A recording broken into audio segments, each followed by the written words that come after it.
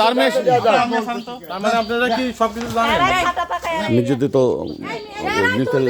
মেয়েটাকে তার বাবা এবং দাদা নিয়ে যাচ্ছে, কারণ কি যে এভাবে সে শিকার হচ্ছে।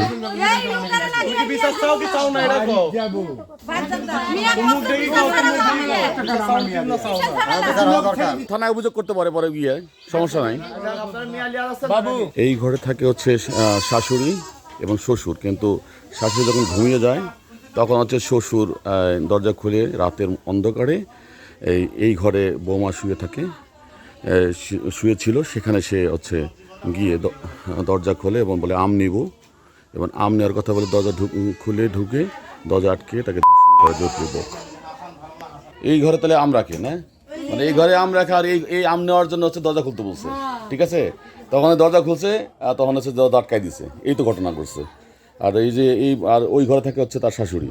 কি একটা অবস্থা, কত নোংরা লোক। কে খারাপ কে ভালো সবাই বুঝে। আচ্ছা যান, তাহলে আপনি নিয়ে যাচ্ছেন মেয়েকে, এই তো?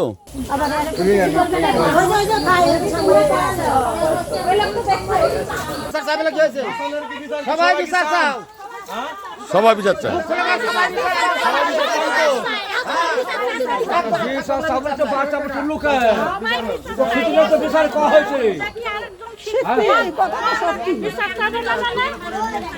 এই যে এই মেয়েটা তার শ্বশুর কর্তৃক, আপন শ্বশুর কর্তৃক মানে ধর্ষণের শিকার হয়েছে বা নির্যাতনের শিকার এখন হচ্ছে, তা আপনি এই বিষয়ে আপনাকে কিছু জানাইছে মেয়েটা? মেয়ে কালকে সন্ধ্যাবেলায় এসে বলতেছে মামি আমার সাথে এগুলান মানে ঘটনা ঘটেছে। তারপরে এই যে আপনাকে যা বললো এগুলো নিয়ে বলেছে আমাদের কাছে। আপনি কি করেছেন সেক্ষেত্রে? আপনি কি করছেন, মানে আপনি একজন সচেতন মানুষ হিসাবে, আপনি তার মামি হিসাবে কি দায়িত্ব পালন করছেন?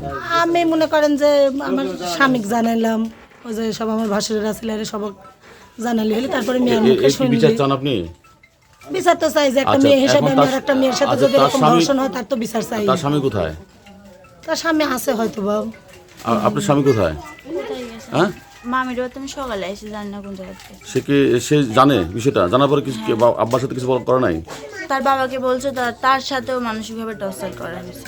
ও ছেলে কেউ? ও আচ্ছা আচ্ছা, বাসা থেকে বের করে দিবি এই সেই এগুলো বলছে। ও আচ্ছা, এটা হচ্ছে সে আম ব্যবসায়ী না? আম ব্যবসায়ী না?